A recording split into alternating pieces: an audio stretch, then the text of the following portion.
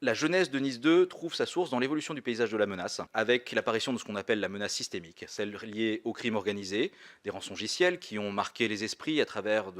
la paralysie de nos hôpitaux, de nos collectivités, de nombreuses entreprises, d'universités plus récemment. La dimension activiste d'acteurs qui ne sont pas des États, mais qui cherchent qui soit se prévalent de causes diverses et variées, mais qui surtout cherchent à se mettre en lumière. Et crimes organisés ou activistes qui ont en commun une approche totalement indiscriminée, qui tôt ou tard finit par toucher toute victime potentielle, toute structure, quelle qu'elle soit, qui touche de manière malheureusement démesurée les petits acteurs d'un certain point de vue, ceux qui n'étaient pas confrontés à la menace jusqu'à présent, qui a des conséquences inacceptables sur le plan sociétal, dans la délivrance des services publics, sur le plan économique, dans la faillite d'entreprises, et qui, même si elle n'est pas une menace de nature étatique, pose tout de même la question du lien de cohabitation qui existe entre certains de ces groupes et certains États. Si les groupes de crimes organisés peuvent prospérer, c'est qu'ils ne sont pas embêtés par les États dans lesquels ils trouvent leur implantation,